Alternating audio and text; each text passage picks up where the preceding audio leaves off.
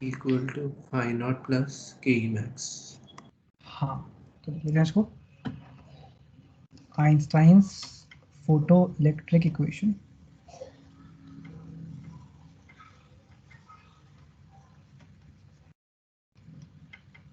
H nu is equal to phi naught plus Ke max.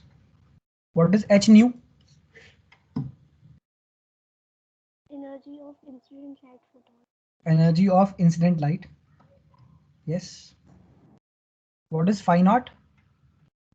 Work Function. metal. Work function of metal. Okay. And what is Ke max? Kinetic energy of the photoelectron. It is the maximum kinetic energy Maximum. of photoelectron.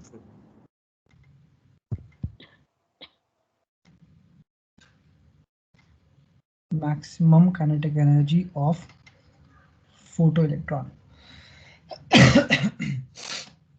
Excuse me. तो ये हो गया। अब बोल रहा है state clearly how this equation is obtained using the photon picture of electromagnetic radiation. अगर हम इलेक्ट्रोमैग्नेटिक रेडिएशन का फोटोन पिक्चर मानते हैं तो कैसे ये आती है? तो ये आती है, ये किस पे बेस्ड होती है? It is based on, it is based on what? Principle of conservation of energy, right? It is based on principle of conservation of energy. Einstein's photoelectric equation is based on the principle of conservation of energy. तो इसको हम बोल सकते हैं कि if nu is the frequency of light, so by Planck's electromagnetic theory, Planck ने दी थी ना एक इलेक्ट्रोमैग्नेटिक थियरी, तो उसने दिया था formula for energy of light. By Planck's electromagnetic theory, energy of light is E is equal to, E is proportional to frequency, तो E is equal to क्या? H nu। तो लिखेंगे कि when light of energy E is equal to H nu is incident on a metal surface, comma, a part of this energy, part of this incident energy is spent in doing what? In overcoming The restraining forces. restraining forces. In overcoming the restraining forces of the metal surface of the nucleus कह सकते हो, कोई दिक्कत नहीं है। When light of energy E is equal to, ये सब हम क्यों लिख रहे हैं? क्योंकि यहाँ पे बोल रहा है कि थोड़ा सा बताने के लिए बोल रहा है, स्टेट क्लियरली, तो थोड़ा सा आपको इसमें आर्टिकुलेशन करना पड़ेगा। When light of energy E is equal to H nu is incident on a metal surface, a part of this incident energy is spent in overcoming the restraining forces of the metal surface, and the remaining energy is carried by the electron,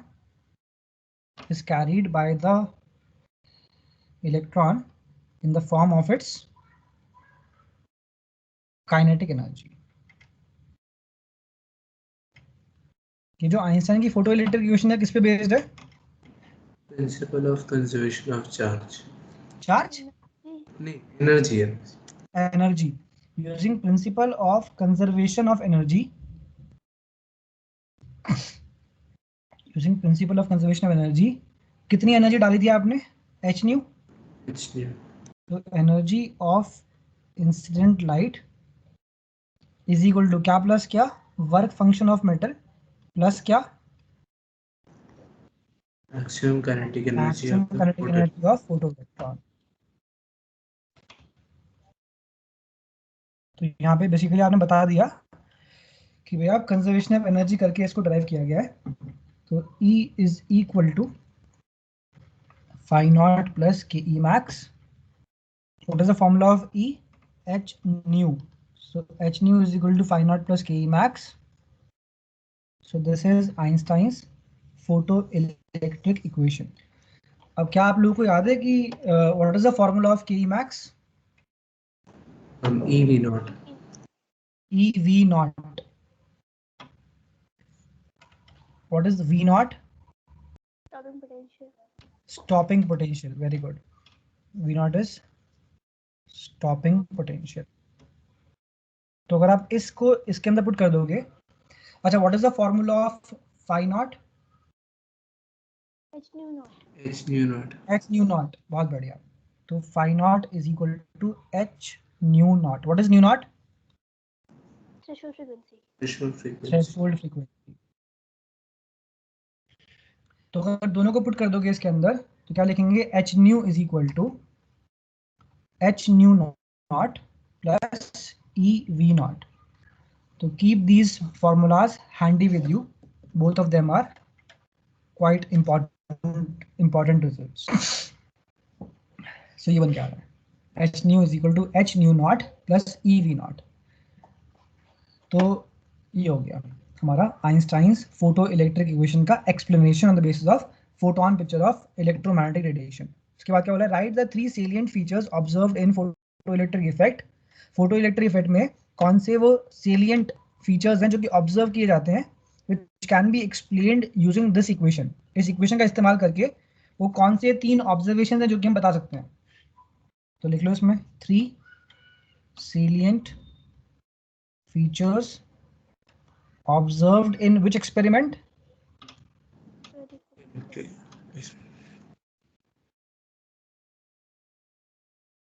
Photoelectric effect experiment.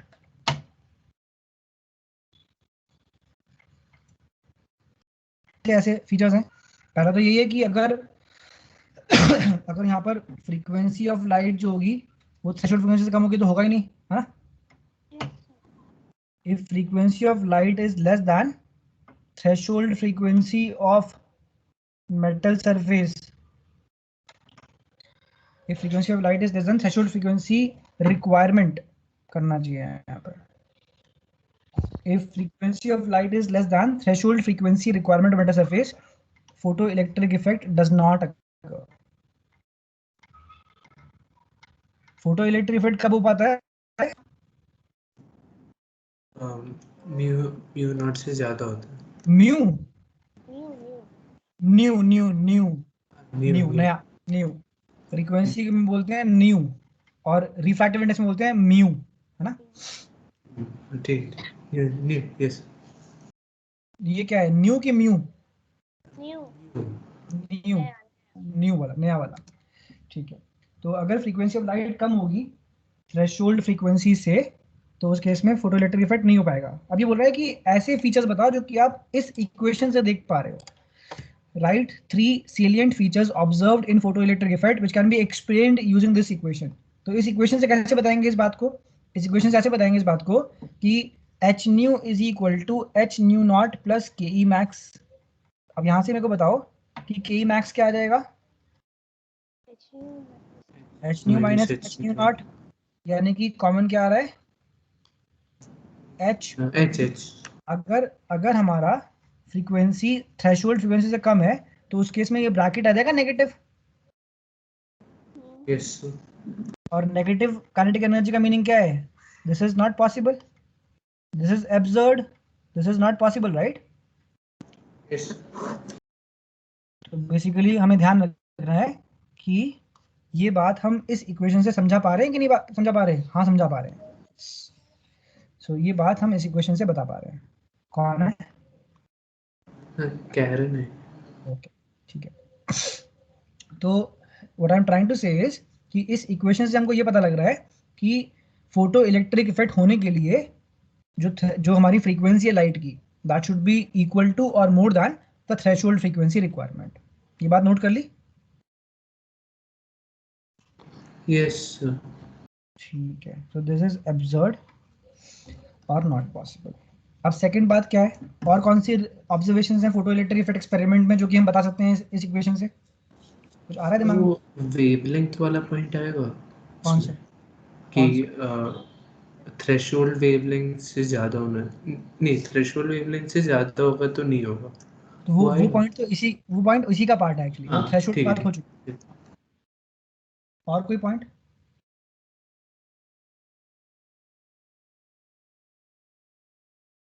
और कोई point दिमाग में आ रहा है कि इस equation से हम और क्या चीजें बता पा रहे हैं सेलिएंट फीचर्स के टर्म्स में? आपके नोट्स में सब कुछ लिखा है भाई आप लोगों को वैसे। चलो मैं बताता हूँ। तो यहाँ से ये दिख रहा है कि अगर आपके पास है H nu is equal to phi naught plus K E max, तो आप देख पा रहे हो कि के ई मैक्स की वैल्यू फ्रीक्वेंसी पे डिपेंड कर रही है लीनियरली, है ना? यस यस लिखेंगे कि के ई मैक्स लीनियरली डिपेंड्स, के E max linearly depends on क्या? Frequency on the frequency of incident. इसका बना दो, ग्राफ बनवाया था, ये है के मैक्स, ये है फ्रीक्वेंसी। ग्राफ कैसा आएगा? अगर लीनियर है तो लाइन आएगा इस तरीके से, और यहाँ पर आएगा पीछे डार्क। आएगा। और ये वाला पॉइंट क्या आता है? 0, अरे ये वाला पॉइंट थ्रेशोल्ड वो फ्रीक्वेंसी। म्यू नॉट और 0। म्यू नहीं, न्यू नॉट। हाँ न्यू नॉट और ये वाला point, this is 0, phi naught से आता है। और कितना आता है स्लोप इस ग्राफ का? एच अगर आता है आप इसका। लोगों को अगर आप लोगों को ये ग्राफ याद नहीं है तो मेरा रिक्वेस्ट है आप लोगों से कि go back and please learn all these things, क्योंकि ये सब चीज़ें एग्जाम के पॉइंट ऑफ व्यू से काफ़ी इंपॉर्टेंट है। स्लोप आता है इसका प्लैंक्स कांस्टेंट के बराबर, यस। और कैसे आया था ये? जो हम लिखते हैं इसको y is equal to m x plus c की फॉर्म में। तो K E max is equal to H nu minus phi not. Let us compare this with y is equal to m x plus c. तो y का role कौन play कर रहा है? के ई मैक्स। x का रोल कौन play कर रहा है? फ्रीक्वेंसी। और m का h और c का माइनस माइनस। Phi naught. तो m is equal to Planck's constant and c is equal to minus phi naught. c होता है y इंटरसेप्ट, कि y एक्सिस को हमारी लाइन कहाँ पर कट करेगी, और m होता है slope. So this is the graph. Third point क्या निकल के आएगा? थर्ड पॉइंट ये बना दो कि H nu is equal to phi naught plus E V naught. What is V naught? Stopping potential. तो क्या बोलेंगे कि जो वी नॉट है उसका वैल्यू लीनियरली डिपेंड करता है फ्रीक्वेंसी पे। बिल्कुल सेम पॉइंट लिख दो, करेंगे the value of stopping potential, the value of stopping potential linearly depends on the value of stopping potential linearly depends on क्या? Frequency of incident light. the frequency of incident light। ये सारी बातें हमें दिख रही हैं इक्वेशन से कि नहीं? Yes. इक्वेशन से दिख रही हैं ये बातें। तो ग्राफ बना देते हैं इस बात को दिखाने के लिए। तो इस बार ग्राफ की शेप क्या आएगी? स्ट्रेट लाइन ही आएगी, क्योंकि लीनियर लिखा हुआ है यहाँ पर। फ्रीक्वेंसी बिल्कुल डिट्टो सेम ग्राफ आएगा। इस बार बताओ मेरे को कि ये पॉइंट क्या आएगा? वही आएगा, सेम आएगा थ्रेशोल्ड फ्रीक्वेंसी। और ये पॉइंट क्या आएगा? 0, माइनस एच। अच्छा हाँ जी।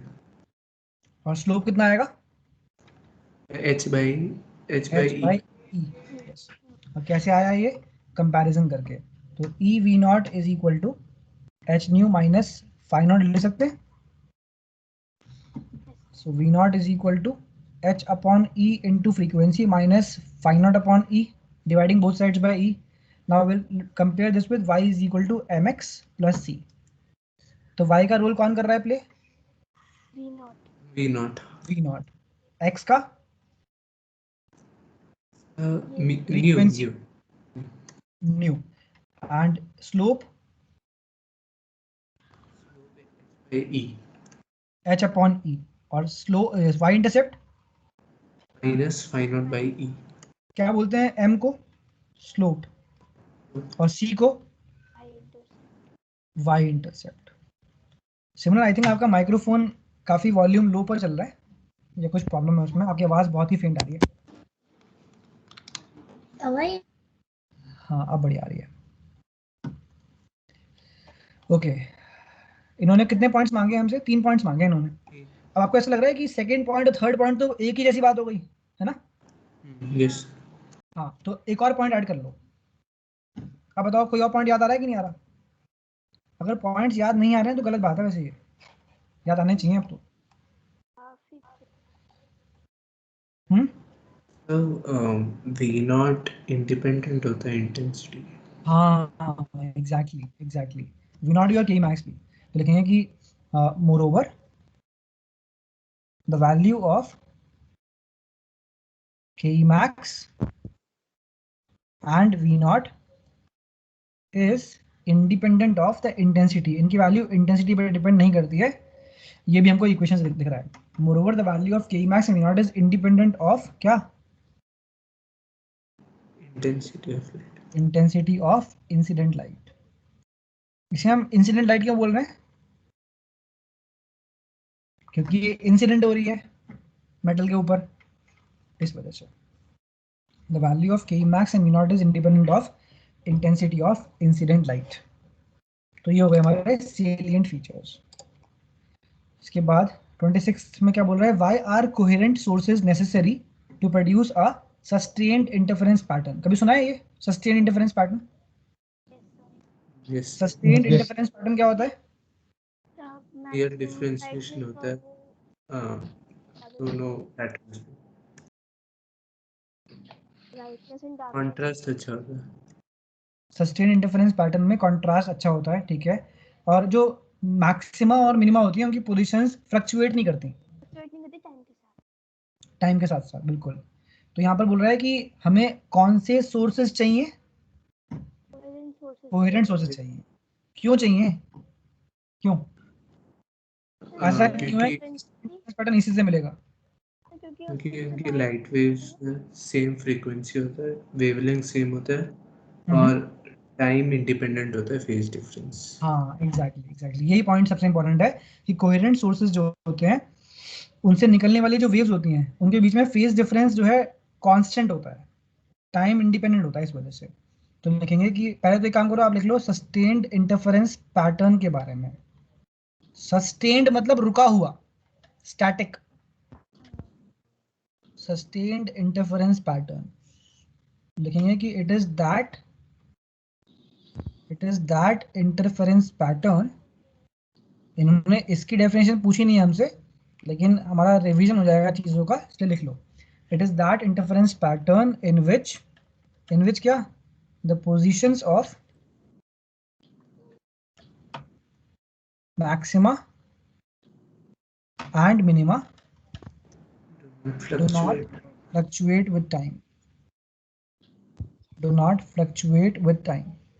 यानी कि जहाँ पे मैक्सिमा है वहां पर हमेशा मैक्सिमा ही रहेगा, जहाँ पे मिनिमा है वहां पे हमेशा मिनिमा ही रहेगा। किसके अंदर? सस्टेन्ड इंटरफेरेंस पैटर्न के अंदर। It is that interference pattern in which the positions of maxima मतलब कौन सी वाली फ्रिंजेस? Bright fringes. जॉयल तुम यहाँ पर थे तब से? यस। अच्छा, और मिनिमा मतलब डार्क फ्रिंजेस, ठीक है। So do not fluctuate with time पे हम कर देंगे हाईलाइट कि they do not fluctuate with time. Now लिखेंगे कि वी, अच्छा, कोहेरेंट सोर्सेज क्या होते हैं? जिनके बीच में टाइम इंडिपेंडेंट फेज डिफरेंस होता है। तो कोहेरेंट सोर्सेज भी लिख लेते हैं। तो लिखेंगे लाइट सोर्सेज विच एमिट, ऐसे light sources which emit light waves, which emit light waves of same frequency same होती है, and which have time independent मतलब constant, right? Yes, sir. क्या चीज? Phase difference between them. Example के तौर पे अगर आपके पास एक सोर्स है S1 और दूसरा सोर्स है S2, सोर्स S1 से जो वेव निकल रही है उसकी इक्वेशन है y1 is equal to capital A sine omega T minus k1x, और यहां से जो निकल रही है that is capital A sine omega T minus k2x। तो बेसिकली इनके बीच में अगर आप देखोगे, so what is the phase of first wave? Omega t minus k1x. Omega t minus k1x. What is the phase of second wave?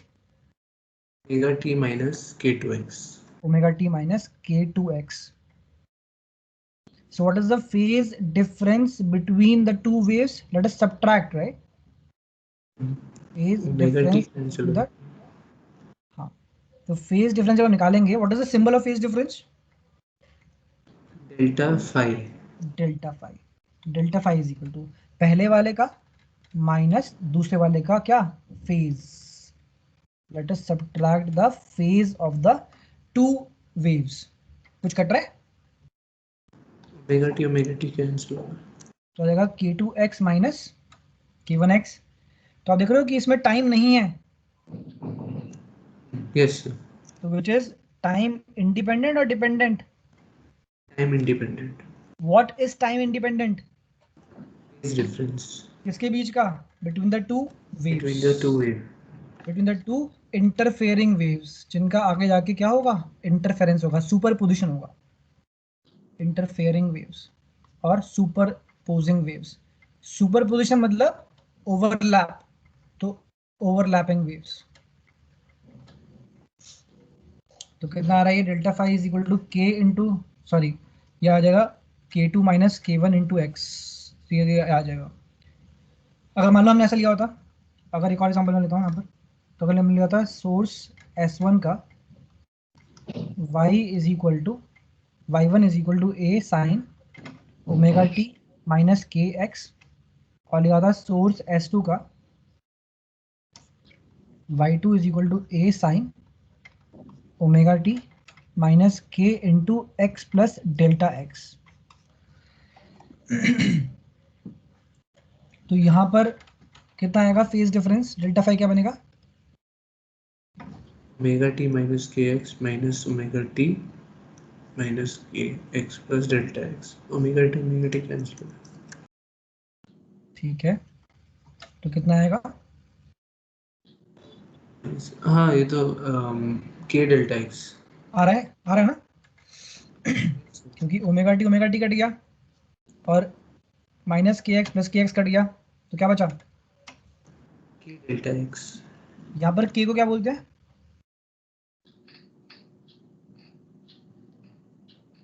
कभी notes लेके बैठ के रिवाइज करें।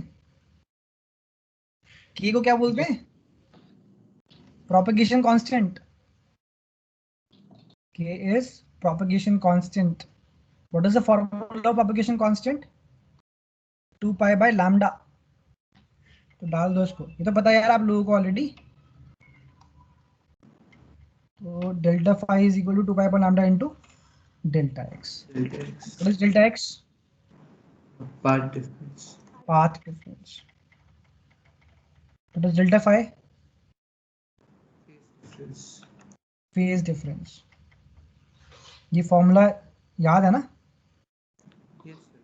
Delta phi is equal to 2 pi upon lambda into delta x. Delta. तो कहने की बात यह है कि कोहेरेंट सोर्सेज क्यों चाहिए हमें?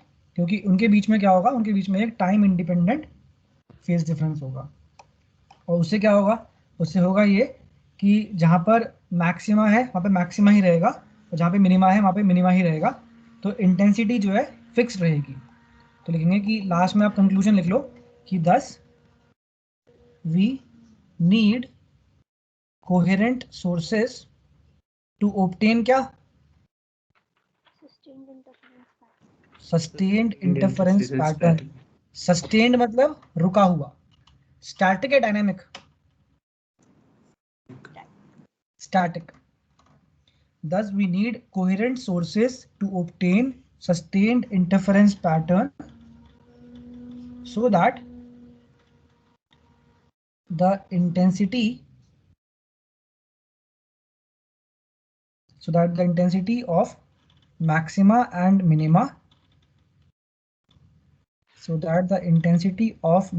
minima remains क्या? Constant. हाँ, remains constant. अगर हमारे sources coherent ना होते, if the sources are what? Sources are incoherent.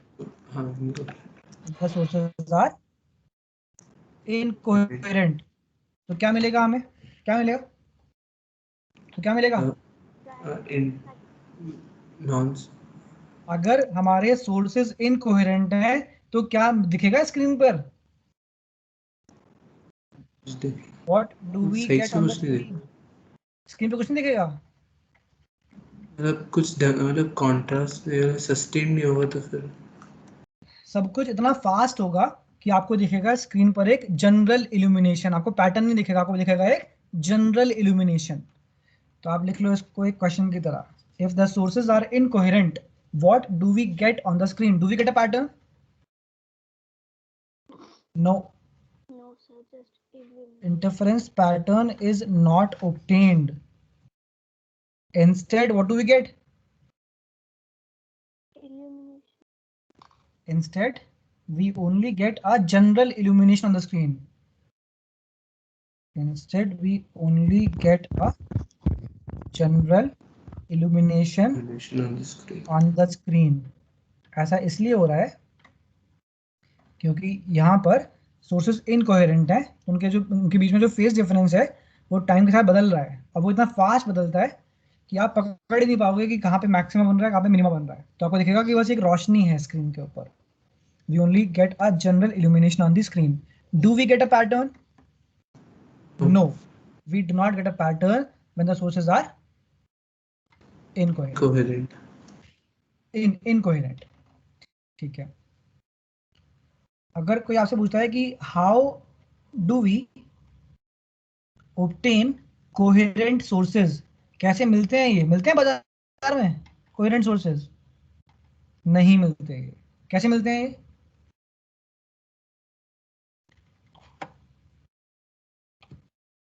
How do we obtain? तो आपको याद करना चाहिए इसके अंदर कि हमारे पास जो स्लिट प्लेन होता है उसके अंदर हमने दो स्लिट काट रखी हैं. एक है स्लिट S1, एक है स्लिट S2. और यहाँ पे हम रखते हैं एक मोनोक्रोमैटिक लाइट सोर्स. ये चीज याद है? Monochromatic light source. अब ये जो मोनोक्रोमैटिक लाइट सोर्स है, हम ये कौन सा एक्सपेरिमेंट है? ये है यंग्स डबल स्लिट एक्सपेरिमेंट. तो ये जो यंग्स डबल स्लिट एक्सपेरिमेंट है, ये क्या चीज करता है? Demonstrate interference phenomena in light. Young's double slit experiment क्या करता है? Demonstrate Interference phenomena. Interference phenomena. किसमें? Light का. हाँ, लाइट वेव्स का. और किस? आवाज आ रही है? अभी आई, जस्ट अभी आई. तब से नहीं आ रही? नहीं, तब से आ रही थी, बहुत हल्की सी आ रही थी. तो और इस एक्सपेरिमेंट को समझाया किसने था?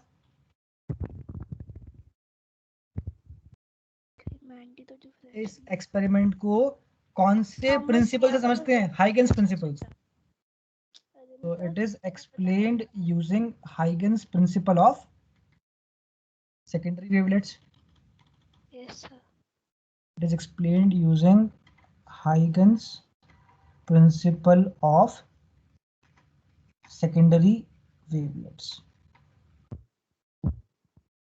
और हाइगन्स प्रिंसिपल को समझने के लिए पहले क्या पढ़ना पड़ता है?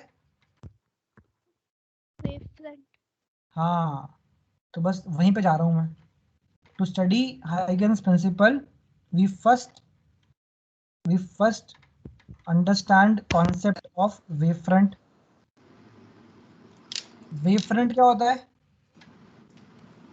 continuous locus of particles vibrating हाँ the surface. ठीक है, तो to study Huygens principle we first understand concept of wavelength. कौन सा एक्सपेरिमेंट है? YDSE। YDSE कैसे समझते हैं? Using Huygens principle. Huygens principle कैसे समझते हैं? Using concept of wavefront. ठीक है, अब ये कौन सा सोर्स है? ये है point light source. Point light source है कैसा वेवफ्रंट? Spherical. Spherical wavefront. तो यहाँ से जो स्फेरिकल वेवफ्रंट बनेगा वो ये रहा, बेसिकली इस तरीके से ये आ रहा है आपका स्फेरिकल वेवफ्रंट। ये बड़ा होता जा रहा है और जब भी यहाँ पर हिट करेगा तो यहाँ पर कौन सा फिनोमेना? यहाँ पे कौन सा फिनोमेना? Diffraction. डिफ्रैक्शन। तो यहाँ पर होगा डिफ्रैक्शन और यहाँ पर भी होगा डिफ्रैक्शन। और डिफ्रैक्शन का मीनिंग क्या होता है? लाइट का फ्लेयर आउट करना। तो यहाँ पर ये फर्दर फैलेगी, ये फर्दर फैलेगी इस तरीके से और आगे जाके इनका होगा सुपर पोजिशन और उससे मिलेगा आपको एक इंटरफेरेंस पैटर्न। ये हो जाता होता है इसके अंदर। तो बताओ हमें यहाँ पर कौन है कोहेरेंट सोर्सेज? एक ये रहा ये है coherent sources, right? Yes. Sir. तो S1 and S2 are coherent sources. Question क्या है? How How are do we how are they obtained? How do we obtain coherent sources? तो कैसे मिले हैं? एक वेवफ्रंट को डिवाइड किया गया है। जो वेवफ्रंट है एक ही सोर्स को लिया गया है, उससे बनने वाले वेवफ्रंट को डिवाइड किया गया है दो पार्ट्स में। तो S1 and S2 are coherent sources obtained by splitting a wavefront. Obtained by splitting the wavefront produced by a single light source. Produced by a single point light source. तो कैसे मिलते हैं? By splitting the wavefront produced by a single point light source. इसको अगर आपको याद रखना है फटाफट से, तो कोई अगर आपसे पूछता है कि how do you obtain coherent sources, तो आप बोलोगे एकदम शॉर्ट में by division of wavefront. By division of Division wavelength? of wavelength. Division of wavefront. कभी मौका मिले तो किताब खोल के देख लेना, अच्छा रहेगा। आप लोग बहुत बिजी हैं, बिजी हो मेरे को पता है, लेकिन टाइम निकालो इन सब चीज़ों के लिए। अभी आपको बहुत टाइम मिल गया, इतना टाइम हिस्ट्री में कभी किसी को नहीं मिला। तो किताब पढ़ोगे, आपको ऑलरेडी फिजिक्स आ चुकी है काफ़ी एक्सटेंट तक, ऐसी मेरी अंडरस्टैंडिंग है। तो if you read NCERT you will be able to further your understanding of the subject और टॉपिक्स। सो शॉर्ट आंसर क्या है? By division of wavefront. ठीक है, अब करते हैं बी पार्ट। हमने काफ़ी टाइम स्पेंड कर लिया 26 के ए पार्ट पे, तो it was a good opportunity for us to discuss the different things around sustained interference pattern, coherent sources. How do we obtain coherent sources? By Division of division wavelength. Of wavefront. बिल्कुल। अब करते हैं B part.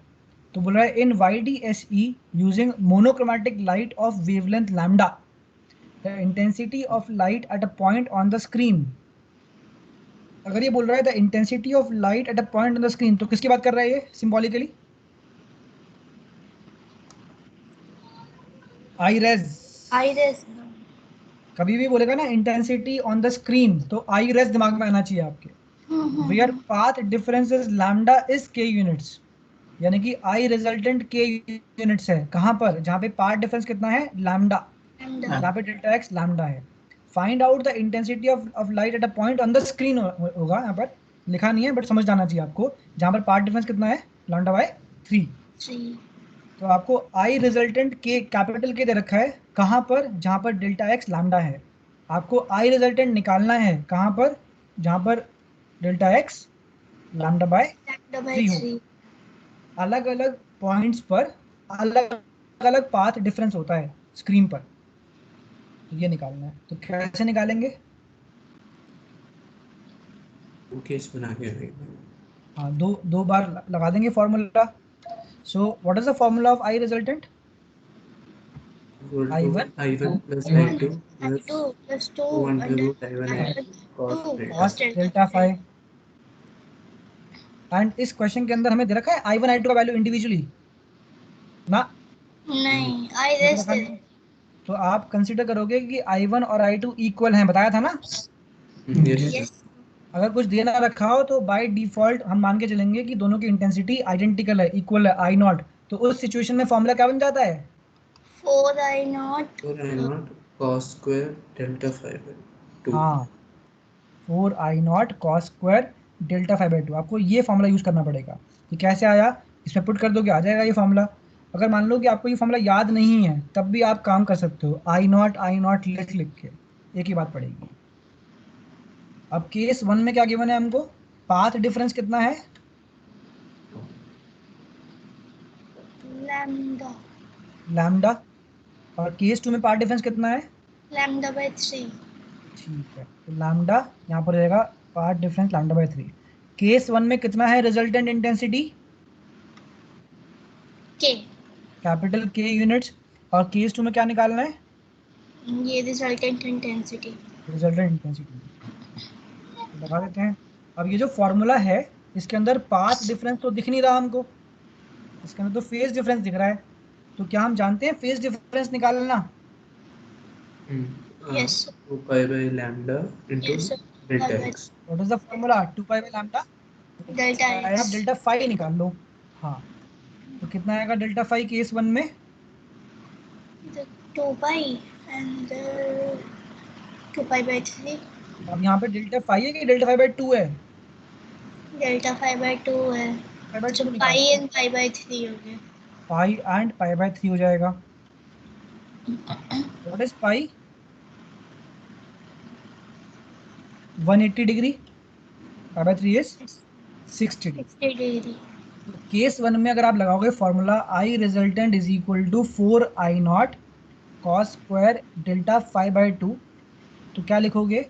Capital K is equal to 4I0 cos square क्या, 180 degree.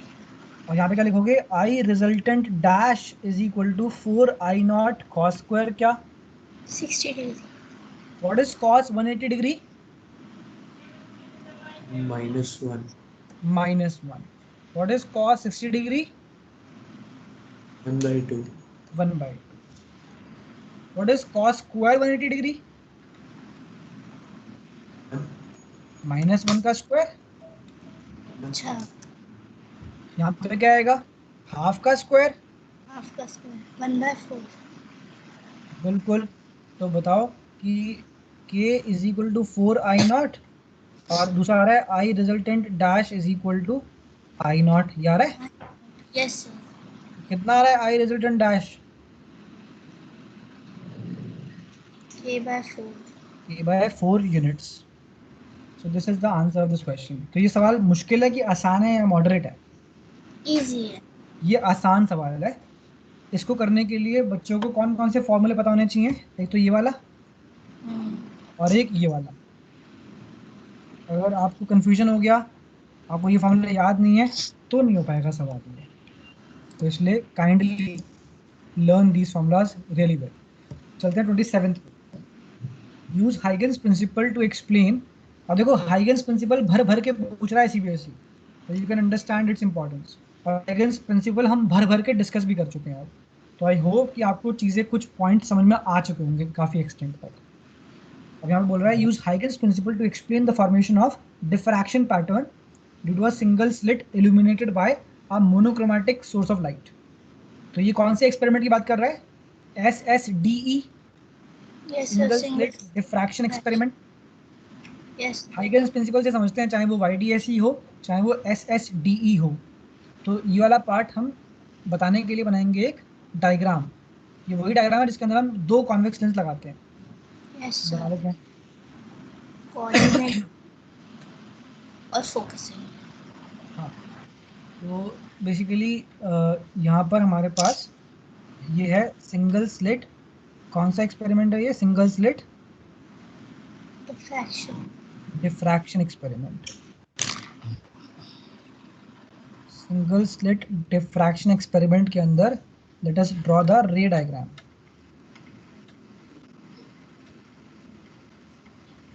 सो यहाँ पर कितने slits हैं? यहाँ पर सिर्फ एक स्लिट है। So this is that slit.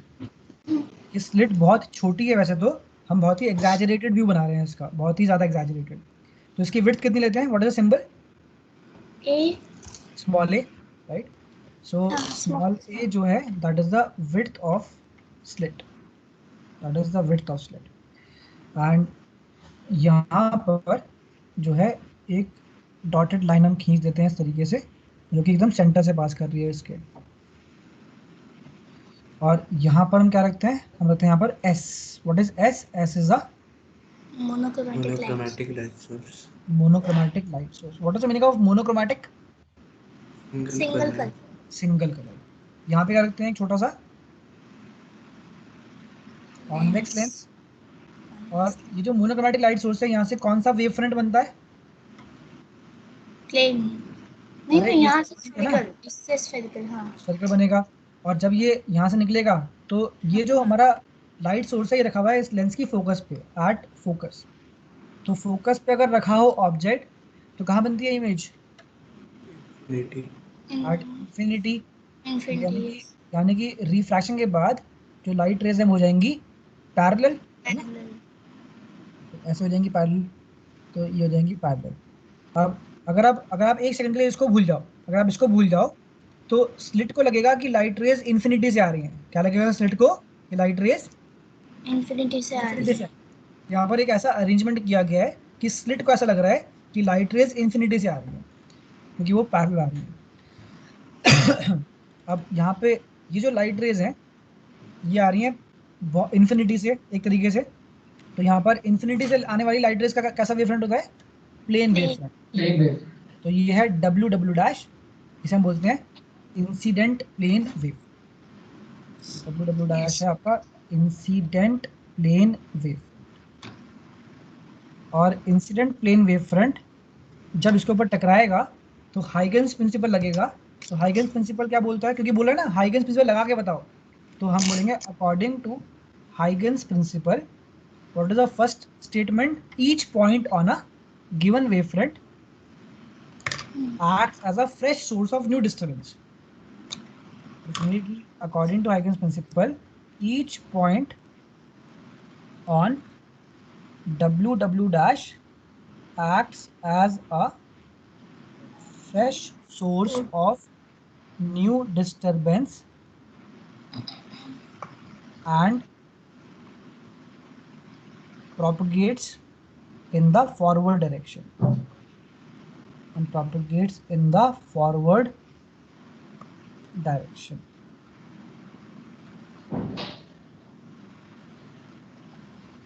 Forward direction, full stop. तो ये हो गया। तो यानी कि पूरा नहीं लिखना आपको, सिर्फ ब्रीफ में लिखना है। तो आगे जाके इसके ऊपर आप बना दोगे कि कुछ रेज होंगी जो कि स्ट्रेट चली जाएंगी यहाँ पर। So this is how it is. So like this, rays आ रही है एकदम स्ट्रेट। और हम दिखा देंगे यहाँ पे डिफ्रैक्टेड लाइट रेज। तो यहाँ पे लगा देंगे एक convex lens,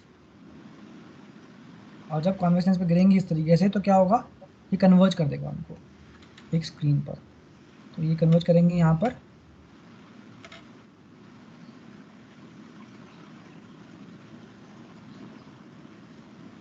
so this is the screen and ये डिस्टेंस कितना है? Capital D. इसको बोल दो आप कैपिटल ए, इसको बोल दो कैपिटल बी। जो स्लिट है उसका नाम हमने बोल दिया A B, width of slit A B. और यहाँ पे हम दिखा देते हैं एक और, जैसे ये 3 रेज हैं इनको बोलते हैं 1 2 3। और एक और बनाते हैं इस तरीके से जो कि ऐसे जा रही हैं, ये हमारी डिफ्रैक्टेड वाली है। Diffracted waves. ये ऐसे हो गया, ऐसे दिखा देते हैं यहाँ पर, और ऐसे दिखा देते हैं। तो हमने ऐसा सेट लिया है, ये हो गया 4 5 6। अब ये जाके यहाँ पर मीट कर जाएंगी on the screen at some point P.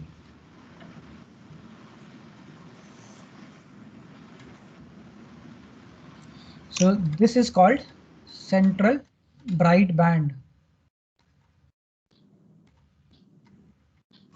This is the central bright band. and the angle by which these rays have got bent is called angle of diffraction theta. So theta is the angle of diffraction. आप लोग draw कर रहे हो इस diagram को?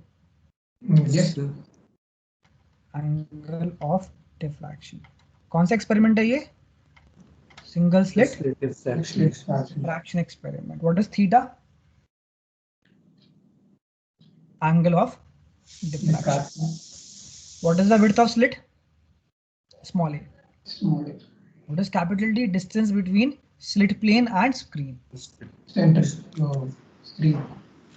So capital D is distance between and क्या? Slit plane and screen. Fine. And यहाँ पे जैसे YDSE में सारा का सारा जो गेम है वो पाथ डिफरेंस का है, राइट? वैसे ही यहाँ पर भी सारा गेम पाथ डिफरेंस का ही है. तो हम निकालेंगे पाथ डिफरेंस का वैल्यू. तो जो पॉइंट ए है वहाँ से आप एक परपेंडिकुलर ड्रॉप करो इसके ऊपर और उसे बोल दो कैपिटल लेटर N और इसको ऐसे करके आप दिखा दो डॉटेड. तो ये ट्रायंगल जो आपको दिख रहा है, ट्रायंगल का नाम क्या है? ANB. इस ट्रायंगल में अगर आप देखोगे ध्यान से तो ये यहाँ से यहाँ तक ये पूरा और यहाँ से यहाँ तक ये पूरा ये ऑलमोस्ट सेम लग रहा है. यानी कि जो पाथ डिफरेंस है वो सिर्फ यही है. This is the path difference delta x. ठीक है. सो ये डेल्टा एक्स निकालना है हमको. तो इस ट्रायंगल को अलग से बनाते हैं जरा. तो अलग से अगर बनाओगे यहाँ पर, so this is A, this is B and this is capital N and this is how it is. This is 90 degrees. So इसमें कौन है पाथ डिफरेंस? BN. तो ये डेल्टा एक्स हो गया. और AB क्या है? AB स्मॉल ए. स्मॉल ए. और थीटा जो है वो जो यहाँ पर थीटा था, इस पिक्चर में थोड़ा सा डिस्टर्ब कर दिया मैंने इसको. तो अगर देखोगे यहाँ पर, तो अगर ये थीटा है तो ये होगा 90 माइनस थीटा और ये होगा थीटा यहाँ पर. So this is going to be theta. Theta यहाँ पे आ जाएगा ट्रांसपोज होके. तो दिस एंगल इज थीटा. अब यहाँ बताओ कि साइन थीटा क्या आएगा? Perpendicular upon base. परपेंडिकुलर क्या है? BN. BN अपॉन बेस नहीं, hypotenuse. Hypotenuse. Delta x upon a आ रहा है. हाँ, याद आएगा delta x upon small a. तो डेल्टा एक्स कितना आ जाएगा? Small a sine theta. हाँ, लिखेंगे delta x is equal to small a sine. What is delta x? Path difference. Path difference. What is theta? Angle of diffraction. Angle of diffraction. What is small a? Width of the slit. Width of the slit. ये आ गया. इसके बाद आता है condition for secondary मिनिमास and condition for secondary maximas. So what is the condition for secondary minimas? Delta x equal to n lambda. Kevin पूछ रहे हो या बता रहे हो? ये बता, मतलब बता रहा हूँ. अलग अलग करके डेल्टा एक्स. हाँ delta x is equal to n lambda correct है. और यहाँ पर delta x equal to 2n plus 1 lambda by 2. हाँ, odd multiple of half wavelength. Integer multiple of wavelength, odd multiple of half. What is delta x? Path difference. What is the general formula? Delta x is equal to small a sine theta. And secondary minimas के लिए delta x is equal to n lambda, जहाँ पर n होता है क्या? 1 2 3 and so on. और यहाँ पर भी n is equal to 1 2 3 and so on ही होता है. सो अगर हम बात करते हैं यहाँ पर put n is equal to 1, तो कितना आएगा डेल्टा एक्स? लैम्डा. और यहाँ पर अगर करते हो आप put n is equal to 1, तो कितना आएगा डेल्टा एक्स? 3 lambda by 2. अगर आपने n को 1 डाला है तो आप कौन से वाले मिनिमा की बात कर रहे हो? आप बात कर रहे हो फर्स्ट सेकेंडरी मिनिमा की. तो ये है for the case of first secondary minima. अब क्योंकि जो हमारी स्क्रीन है उस पर बनता है पैटर्न, तो अगर आप डालोगे n को -1, वैसे तो यहाँ पे n को 1 लिखा है हमने, बट n को -1 डालने का मीनिंग क्या है? कि आप फर्स्ट सेकेंडरी मिनिमा क्या होते हैं नीचे वाले की, तो ये है first secondary minima, first secondary minima, ये है आपका लोअर साइड के लिए और ये आपका अपर साइड के लिए। बात समझ में आ रही है कि नहीं आ रही? Yes, sir. ठीक है, अपर साइड मतलब सेंट्रल ब्राइट बैंड के ऊपर वाला, और लोअर साइड मतलब सेंट्रल ब्राइट बैंड के नीचे वाले की बात होगी। सो अब यहाँ पे आता है हमारा सेंट्रल ब्राइट बैंड। जो सेंट्रल ब्राइट बैंड होता है ये कहाँ से कहाँ तक करता है extend? First, secondary minimum both the secondary minima On से both फर्स्ट sides. हाँ, तो it extends between first secondary minima, it extends between first secondary minima या maxima? minima. It extends between first secondary minima, minimas कर देते हैं full stop, it extends between first secondary minimas. तो अगर हम central bright band की बात करते हैं तो वो क्या बन जाएगा, बेसिकली ये हमारे पास थी स्लिट, अब देखो ये हल्का सा गैप दिखाया है, यही हमारा गैप होता है एक्चुअली में, जो कि दिखता ही नहीं है, इतना कम होता है। और ये क्या है, देखो यहाँ पे आपको ऐसा लग रहा है कि छोटा सा छेद है, दिख रहा है? दिख रहा है कि नहीं दिख रहा है ये? Yes. है ना, देखो अब दिखेगा शायद, देखो है हल्का सा है, तो इतना ही Yes. होता है, मिलीमीटर में होता है ये, मिलीमीटर में, तो इसी वजह से दिखाया है ये। तो यहाँ पे क्यों दिखाया था इतना बड़ा, क्योंकि यहाँ पर हमको एक डायग्राम बनाना था प्रॉपरली। तो ये जो कैपिटल ए बी लिखा हुआ है, कैपिटल ए बी, वो अब यहाँ पे ड्रॉ किया गया है। अब तो कैपिटल ए और कैपिटल बी मार्क करने का स्कोप ही नहीं है। So this is the slit plane. बातें समझ में आ रही हैं आप लोगों को कि नहीं आ रही हैं? Yes, sir. Yes, and this sir. Is screen. अब यहाँ पर हम क्या चीज़ बनाएंगे, हम बनाएंगे यहाँ पर central bright band. Central bright band कहाँ से कहाँ तक करता है एक्सटेंड? फर्स्ट मिनिमा से फर्स्ट मिनिमा तक, ऊपर और नीचे। तो ये है फर्स्ट मिनिमा और ये भी है फर्स्ट मिनिमा। और अगर आप इसको करते हो ज्वाइन इस तरीके से, तो यहाँ पर आपको ऐसा कुछ बन के दिखता है डायग्राम। और जो सेंट्रल लाइन है आप उसको भी मार्क कर दो यहाँ पर इस तरीके से, ये हो गया सेंट्रल लाइन। ये ड्रॉ किया? Yes sir. ठीक है, अभी हम क्या निकालने की कोशिश कर रहे हैं पता है किसी को? सेंट्रल ब्राइट बैंड का एंगुलर विड्थ। एंगुलर विड्थ, बिल्कुल, और एंगुलर विड्थ भी और लीनियर विड्थ भी। तो ये जो है ये है लीनियर विड्थ ऑफ क्या? Central bright central band. Bright band. तो सेंट्रल lambda ब्राइट या वाइट? by ये, हाँ? क्या? बोल रहे 2 lambda d by ये होता है। 2 लैम्डा डी बाई ए होता है, यस बिल्कुल। तो बस निकालने ही वाले हैं उसको अब।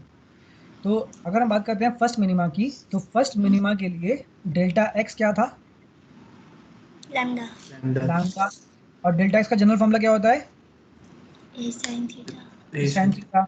यानी कि लिख देंगे ए sine theta is equal to क्या? lambda. यानी कि sine theta is equal to क्या? lambda by ये, तो थीटा इज इक्वल टू क्या? lambda by ये, by using small angle approximation. approximation. अगर ऊपर वाले के लिए theta equal to lambda upon a आ रहा है, तो नीचे वाले क्या आएगा? Theta is equal to minus का लैम्डा अपॉन ए, जो कि नेगेटिव जो साइन है वो ये करता है रिप्रेजेंट कि ये वाला थीटा ऐसे नापा गया है एंटी क्लॉकवाइज सेंस में, और ये वाला थीटा नापा गया है क्लॉकवाइज सेंस में, इस वजह से नेगेटिव आ रहा है यहाँ पर। एंगल कभी भी अगर नेगेटिव हो, जैसे आप बोलते हो थीटा इज 30 डिग्री, यानी कि ये एंटी क्लॉकवाइज सेंस में नापा गया है। अगर थीटा है माइनस 30 डिग्री, एंगल नेगेटिव होता है कि नहीं होता? एंगल नेगेटिव देखा होगा ना मैथ्स में आप लोगों ने। वैसे हाँ। तो अगर मैथ्स में ऐसा होता है ना कि आपको बोलेगा निकालने के लिए फ्रंट वाले साइन 30 डिग्री, तो क्या बोलोगे? हाफ बोल दोगे। अब बोलेगा साइन माइनस 30 डिग्री, तो मन में सवाल आता है कि नहीं आता कि नेगेटिव एंगल का मीनिंग क्या है? तो नेगेटिव एंगल का मीनिंग क्या है कि angle is measured in the clockwise sense, so this is minus half. तो बस यही बात हो रही है यहाँ पर। तो यहाँ पर जो एंगल आप बोलोगे ये भी थीटा है और ये भी थीटा ही है, ठीक है? Yes. Yes so what is the, यहाँ पे आपको जो दिख रहा है ये जो ट्राइंगल सा दिख रहा है, इसका कितना एंगल है? 2 theta. 2 theta. So this 2 theta is the angular width of angular width of central bright band. Central bright band. जैसे कि मान लो कि आपने अपने हाथों को ऐसे रखा, आपने अपने हाथों को ऐसे रखा, ये आपकी फिंगर्स है, आपने ये एक हाथ यहाँ पर और एक हाथ यहाँ पर, तो आपने हाथों के बीच में अगर देखोगे तो कितना गैप है, 2 थीटा का गैप है ना। ऐसे कर सकते हो उसको इमेजिन कि यहाँ पे अगर आप अपने हाथों को प्लेस करोगे तो आपके हाथों में बैठ जाएगा बेसिकली पूरा का पूरा 2 थीटा। तो angular width of central bright band is equal to 2 theta. And what is theta? Theta is lambda upon a. हाँ ठीक है, theta is lambda upon a. Lambda upon a. So ये रिजल्ट काफी इंपॉर्टेंट है। तो ये आ गया angular width of central bright band.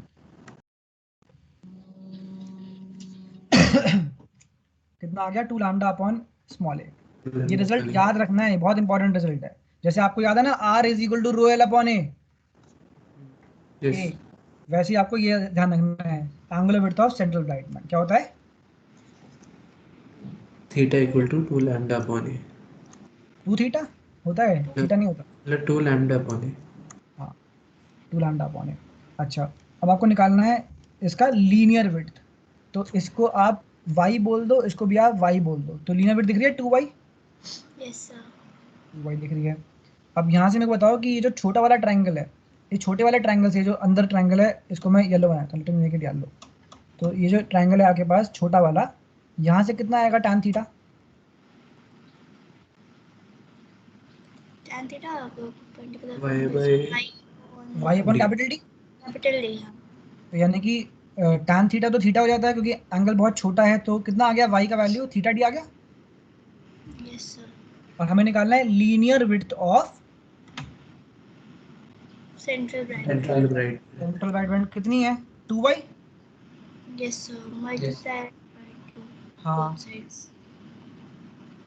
तो ये आएगी 2y और y कितना है? Theta D. और थीटा कितना है? लैम्डा अपॉन ए। तो ये आ गया आपका क्या? Linear width of central bright band. और अगर आप बनाते हो इंटेंसिटी का ग्राफ इसके लिए, डिफ्रैक्शन पैटर्न के लिए, हाँ तो उसमें कांस्टेंट रहता है या फॉल करता रहता है? वो फॉल करता है। फॉल करता है। तो बना लो हाथों हाथ। तो y एक्सिस पे क्या लेंगे? इंटेंसिटी। और x एक्सिस पे एंगुलर पोजीशन। Angular position.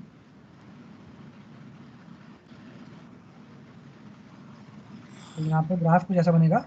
हाँ सर। मतलब ऐसा बनेगा कि ये ऐसे जाके central bright band this is a central bright band and then successively it will go on decreasing.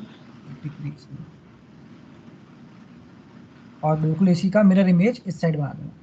Sir ये इंटेंसिटी डिक्रीज करती है, वो वेव फ्रंट कम ओवरलैप करते हैं आपस में। हाँ बिल्कुल, तो वो पॉइंट भी लिख ही लेते हैं अभी कि जो सेकेंडरी मैक्सिमाज हैं, जो हमारे सेकेंडरी मैक्सिमाज हैं, इनकी जो इंटेंसिटी है वो सक्सेसिवली रिड्यूस करती रहती है क्योंकि जो कंट्रीब्यूशन है वेव फ्रंट का वो कम होता रहता है।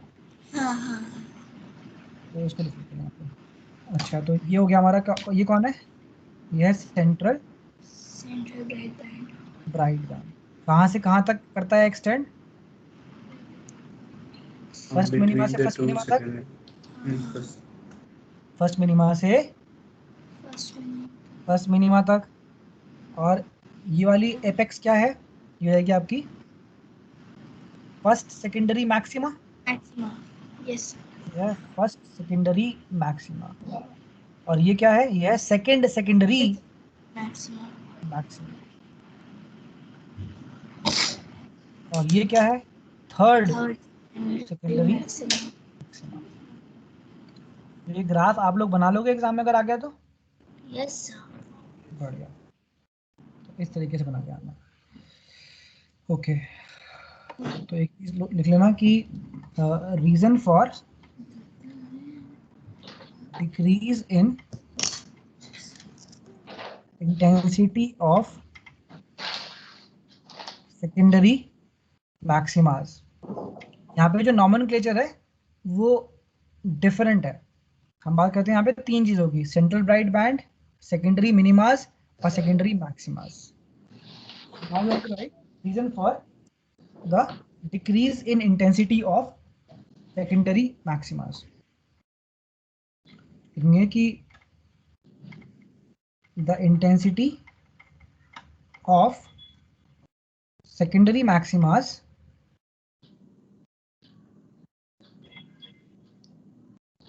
goes on decreasing because only 1/3, 1/5, 1/7 portion of the incident wavefront, because only 1/3, 1/5, 1/7 portion of the incident wavefront contributes in the intensity on screen for first, second and third secondary maxima respectively.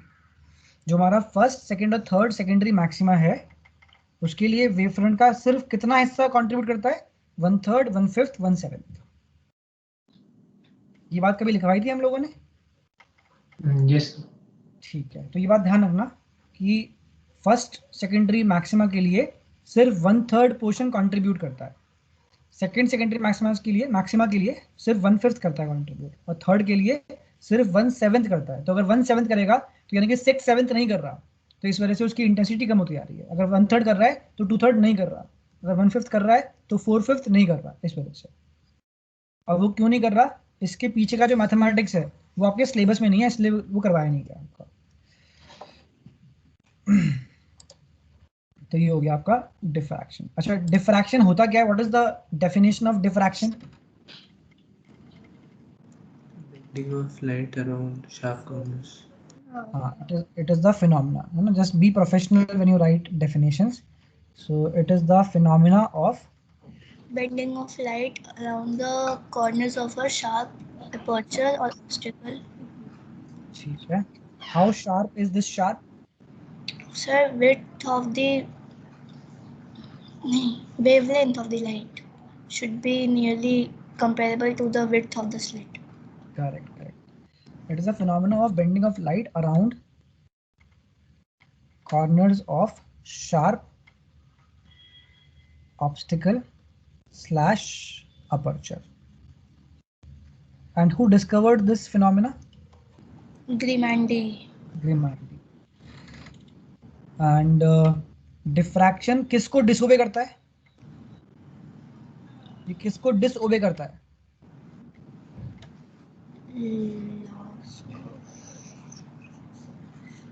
This is the clue. Diffraction किसको disobey करता है?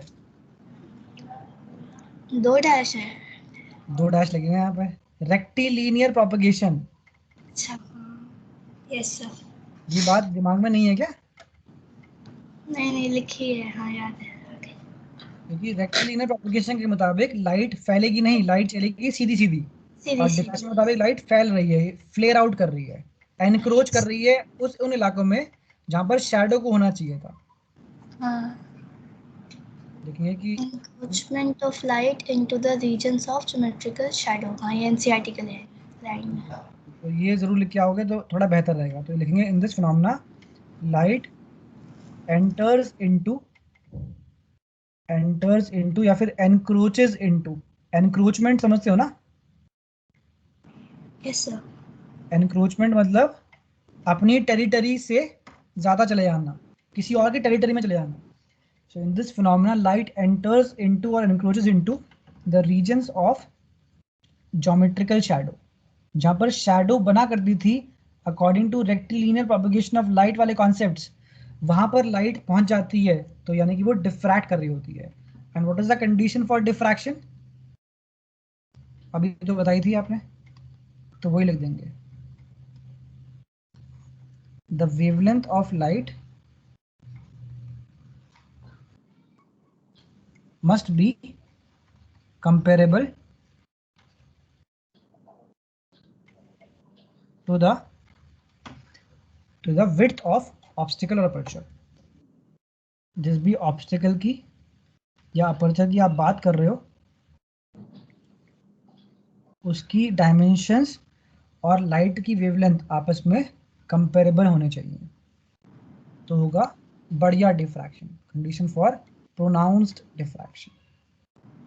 Sir ये हमने ना interference में भी लिखा था।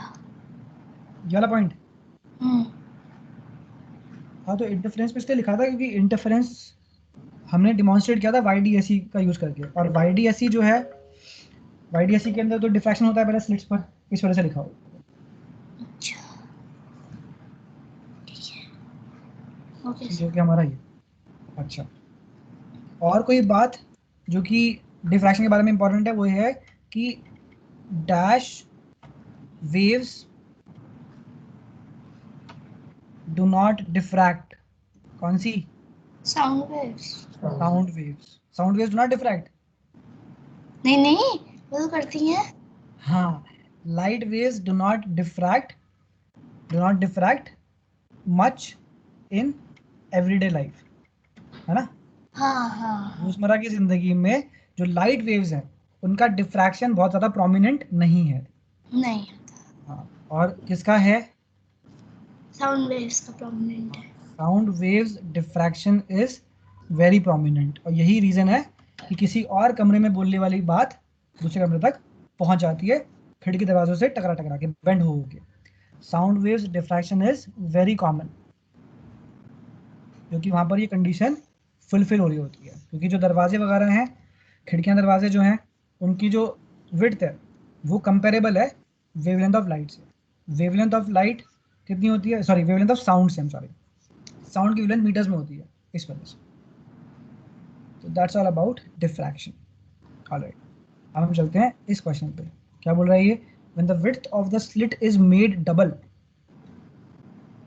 यानी कि स्मॉल a को कर दिया 2a, how would this affect the size and intensity of the central diffraction band? ये central diffraction band क्या होता है?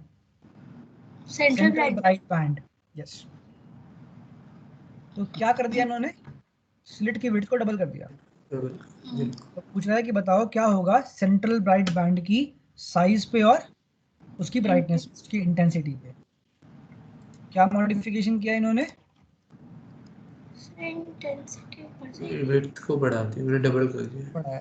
तो if the width of single slit is doubled, तो ये हो गया 2a, राइट।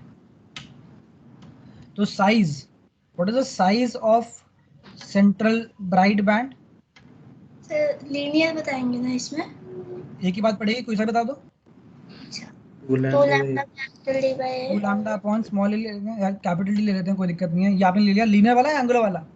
लीनियर। लीनियर वाला। लीनियर वाला। तो यहाँ पर क्या हो जाएगा? यहाँ पर जाएगा 2 lambda capital D upon 2a, यानी कि हाफ हो गया। साफ साफ दिख रहा है? Yes sir. ये तो बोल देंगे कि अगर आपने सिंगल स्लिट की विड्थ को डबल किया तो the size of central bright band gets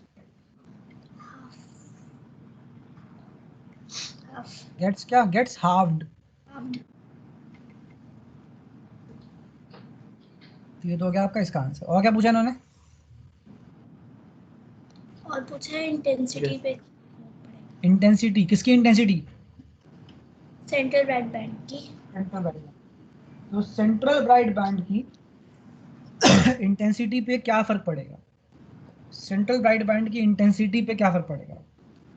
intensity पे को जज करने के लिए आपको जाना पड़ता है एम्पलीट्यूड के रास्ते से। क्या हम जानते हैं कि जो इंटेंसिटी होती है वो डायरेक्टली प्रोपोर्शनल होती है किसके? के स्क्वायर के। एम्पलीट्यूड के स्क्वायर के। अगर आपने क्या किया है, आपने स्लिट की विड्थ को डबल किया है, स्लिट की विड्थ को अगर आपने डबल किया है तो एम्पलीट्यूड भी डबल हो जाएगा। एम्पलीट्यूड वही करेगा जो विड्थ बोलेगी। जो एम्पलीट्यूड होता है वो डिपेंड करता है स्लिट की विड्थ पर। Amplitude is directly proportional to slit width. Amplitude is directly proportional to slit width. Slit width. Split width को डबल करने से एम्पलीट्यूड a से 2a हो जाएगा। जब आपने छोटे a को छोटे a से 2 छोटा a किया तो कैपिटल A क्या है? एम्पलीट्यूड, वो 2 कैपिटल हो गया। तो इंटेंसिटी अगर I हुआ करती थी तो क्या हो जाएगी? 2a के स्क्वायर से प्रोपोर्शनल है ना, मतलब 4 times। हाँ 4 टाइम्स रहेगी बिल्कुल, क्योंकि वो उसके स्क्वायर के प्रोपोर्शनल है। तो लिखेंगे कि इंटेंसिटी हुआ करती थी, यहाँ पे लिखेंगे इंटेंसिटी हुआ करती थी के ए स्क्वायर, और इंटेंसिटी आई डैश हो जाएगी के इंटू 2a का स्क्वायर, यानी कि 4ka स्क्वायर, यानी कि 4i। तो intensity gets quadrupled, intensity gets क्या? क्वाड्रुपल्ड, या फिर सिंपल भाषा में बोले तो 4 टाइम्स। तो यहाँ पे कोई लर्निंग है कि नहीं है? आई थिंक ये लर्निंग होगी आप मुझे लग रहा है। एम्पलीट्यूड हाँ इनडायरेक्टली प्रोपोर्शनल टू स्टेट जो भी लर्निंग है उसको दिमाग में डाल के रखो, भूलना नहीं है उसको कि अगर ये क्वेश्चन रिपीट हो गया, क्योंकि क्वेश्चंस रिपीट होते हैं। द होल आइडिया कि हम ये सब रिपीट कर रहे हैं क्वेश्चंस, वो यही है कि आपको एक तगड़ा एक्सपोजर मिल जाए कि what to expect in the board exam और any other competitive exam if you are targeting anything. तो इन सब चीज़ों को ध्यान रखो, क्योंकि देखो सीबीएसई ने पूछा है ये, तो there is a high chance कि दोबारा भी पूछ सकते हैं। 28 पे चलते हैं। और देखो क्या होता है ना, एक और चीज़ यहाँ पे मैं हाईलाइट करना चाहता हूँ कि अगर आप इन क्वेश्चंस के आंसर्स देखोगे इंटरनेट वगैरह पे, आजकल इंटरनेट पे सारे क्वेश्चंस के आंसर्स मिल जाते हैं। So if you look up on the internet you may well find all these answers, but बहुत मिस्टेक्स भी होती हैं। यहाँ पर जो भी हम डिस्कस कर रहे हैं वो सब एकदम ट्रस्टेड सोर्सेज से वेरीफाइड है। तो इस वजह से आप लोग जो है इंटरनेट पे आंसर्स अगर चेक करने बैठोगे तो हो सकता है सही हो सकता है गलत हो, तो ये थोड़ा सा पंगा रहता है। तो don't use internet from that sense. Answers authentic होने चाहिए, आपके सही होने चाहिए। किताब से रेफर कर लो एनसीईआरटी से, वो बेस्ट है। 28 पे आते हैं। इसमें क्या बोल रहा है? Explain the principle of a device that can build up high voltages of the order of few million volts. ये आपके सिलेबस में नहीं है, वैसे ये डिवाइस होता है वैन डी ग्राफ जनरेटर, तो this is not in syllabus. उसके बाद चलते हैं और पार्ट पे। Define electric flux. Electric flux की यूनिट क्या होती है?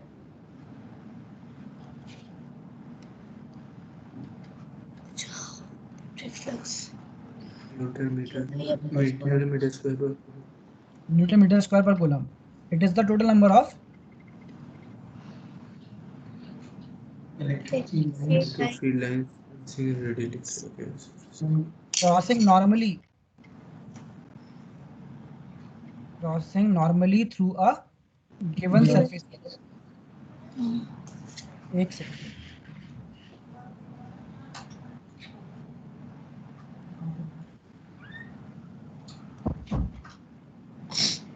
the total number of electric field lines crossing normally through a given surface area. What is the formula? Phi E is equal to E cross cross E dot E dot A, यानी कि phi E is equal to EA cos theta. What is the SI unit? Newton meter square per coulomb. Newton metre square per coulomb. Electric field की क्या होती है? Newton per coulomb. Newton per. ये vector quantity है, scalar quantity है?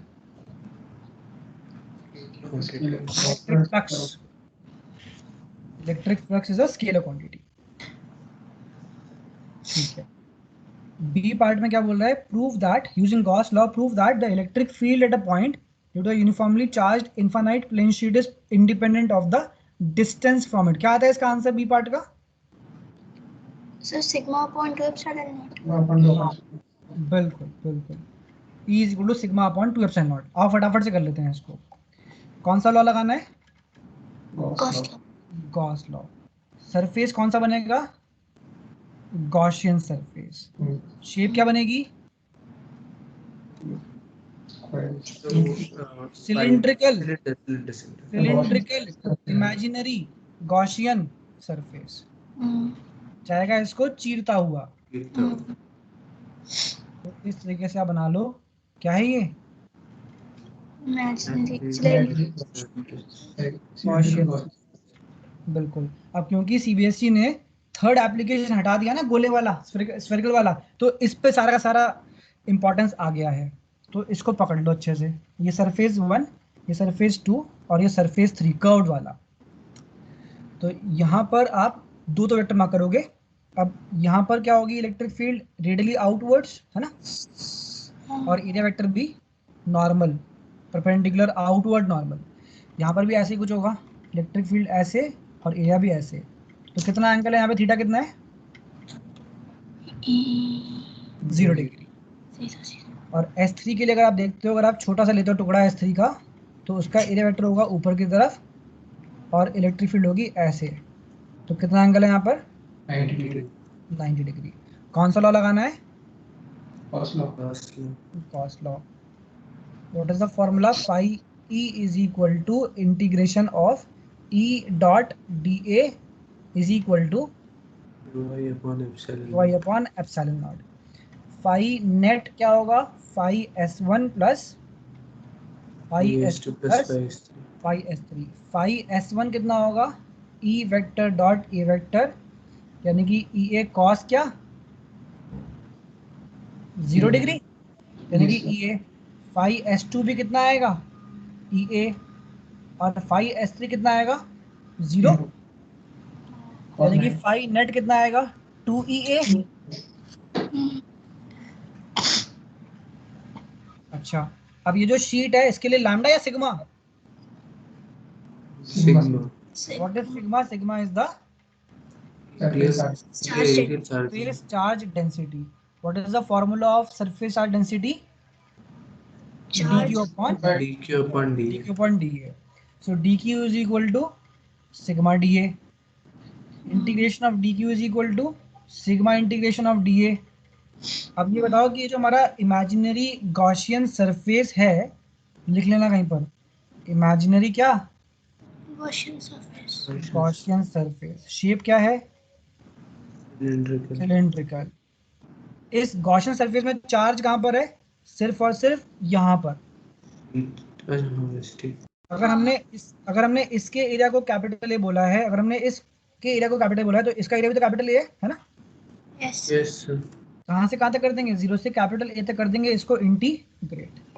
तो कितना आ जाएगा, चार्ज एनक्लोज्ड QI कितना आ जाएगा, sigma A. The integration of dt is t, the integration of dv is v, the integration of dA is a। Okay, कितना आ गया QI, सिग्मा ए। तो डाल दो इसको, तो लिखेंगे 2EA इज इक्वल टू क्या अपॉन क्या,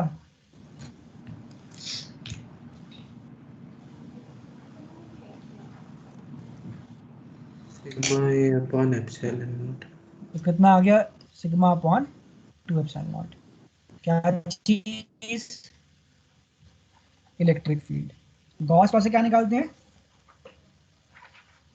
इलेक्ट्रिक फील्ड निकालते हैं। ठीक, तो क्या ये डिपेंड कर रही है डिस्टेंस पे, sir clearly electric field is independent of distance from the sheet. Clearly electric field is independent of distance from the electric sheet. यानी कि कैसी इलेक्ट्रिक फील्ड है, therefore it is a special electric field. कौन सी है ये,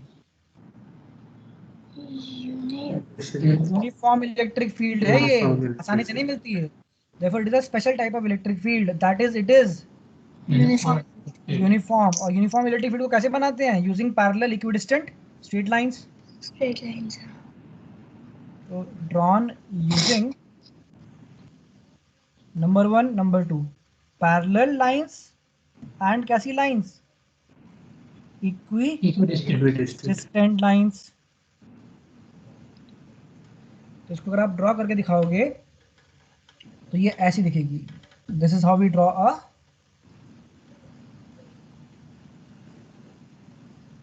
uniform electric field. अगर ये हो गया हमारा, ठीक है। अब आते हैं इसके सी पार्ट पे। How is the field directed if the sheet is positively charge. हमने डेरिवेशन के लिए कौन सी शीट ली है, पॉजिटिव कि नेगेटिव, पॉजिटिव। हमने पॉजिटिव शीट पकड़ी थी। ये बोल रहा है कि अगर शीट है पॉजिटिवली चार्ज तो फील्ड की डायरेक्शन क्या होगी, और शीट है नेगेटिवली चार्ज तो डायरेक्शन क्या होगी। बेहद आसान सवाल दे रखे हैं। तो सी पार्ट में क्या बोलोगे, कि अगर शीट है पॉजिटिवली चार्ज्ड तो क्या डायरेक्शन होगी? Radially outwards outwards. और कितनी होगी? Sigma upon 2 epsilon not. और अगर शीट है नेगेटिवली नेगेटिवली चार्ज चार्ज, तो क्या होगी direction? Radially inwards radially inwards, inwards. और value sigma upon 2 epsilon naught. हाँ, माइनस नहीं बोलना हमको। यानी कि ये है रेडियली क्या? Outwards outwards. और ये है रेडियली इनवर्ड्स। इनवर्ड्स क्योंकि पॉजिटिव चार्ज की फील्ड कैसी होती है?